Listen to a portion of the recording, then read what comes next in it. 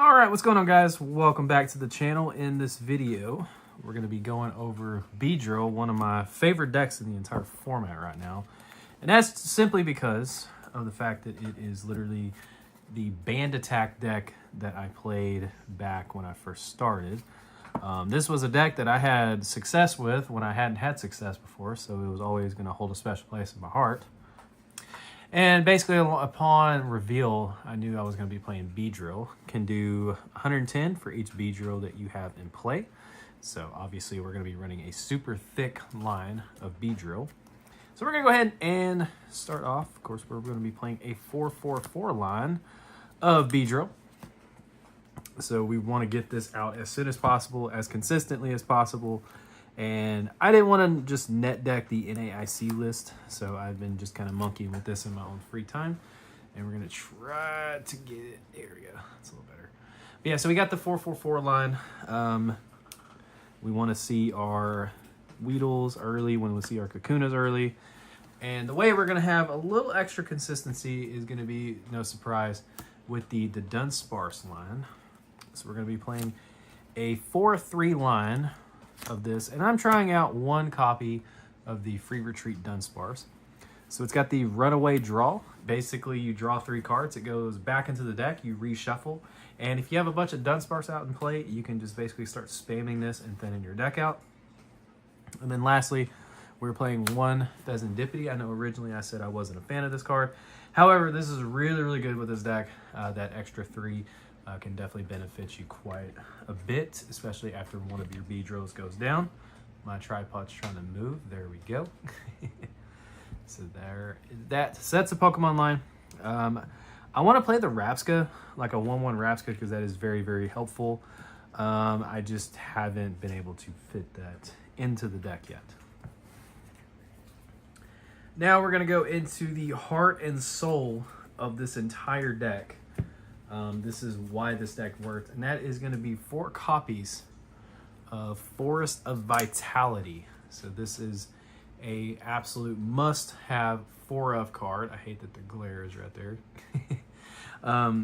You really want to see this. It allows you to basically have a broken time space effect, just like the old Band Attack deck. But each player's grass Pokemon can evolve into grass Pokemon during their turn that they play them, except for your first turn, obviously. So essentially, after your first turn, you play down Forest Vitality. You can go Weedle, Kakuna, Beedrill just right off the bat. And with the Dunsparce, you're going to be able to kind of cycle that a little faster. And then next up, I'm trying to find a good spot for you. Let's put you right there. There we go. Then we have 4 Lily's Determination. So this, again, is a very important supporter. This partnered up with our Dunsparce. We're going to be able to draw 11 cards, essentially, early on before we take a KO. So that is fantastic with this deck. Then we have 4 copies of Dawn. So Dawn is going to allow us to search out an entire line of Pokemon. You get a Basic, a Stage 1, and a Stage 2. So you can grab the Dunsparce, you can grab your Weedle. Obviously, you're going to be grabbing Beedrill. So not only is this a deck thinner, but let's say you have Forest of Vitality. That's a guaranteed Beedrill if all the pieces are in the deck. And then we have 2 copies of Boss's Orders to round out the deck. No Hilda. I've been wanting to play Hilda. It's just I've liked this version so far. It is not awful, and so I haven't been rocking the Hilda. Even though my A spec should probably cause me to play that, but I just don't. And then for some more important cards, we got 4 copies of Buddy Poffin. This can allow you to search out your Dunsparce and your Weedle. 4 Pokepads. This can search anything in the deck except for your Beedrills and Pheasantipity, so that's very good. And then we have 4 bug catching sets. I know this is in everyone's cup of tea, but I really enjoyed this card. Allows you to look at the top 7, and then from there you can grab any combination of 2 grass Pokemon or basic grass energy, so that's really strong with this deck. And then we have 3 copies of Ultra Ball. That is going to be a little discard fodder card, and on top of that, just an additional searching.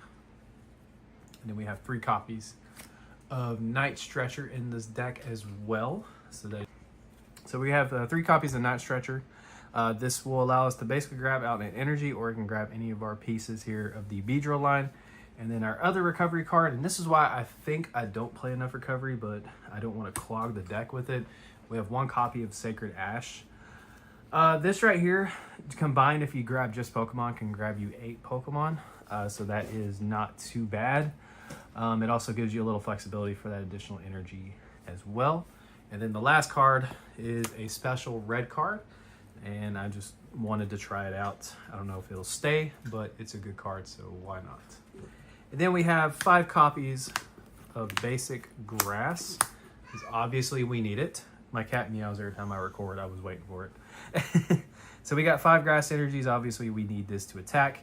And then our A spec of choice right now is enriching energy. I know that the NAIC Beedrill played Hyper Aroma. 110% can see why that's really good. I'm just fixated on the idea of reusing enriching energy over and over throughout the game, which I think is really funny. If you throw it onto Dunsparce, that's 7 cards altogether. So if you attach it, you draw the 4, and then you use his ability to draw 3 more, and then it goes back into the deck so you can reuse it for later. It's really nice. But all in all, this is the current list that I am playing.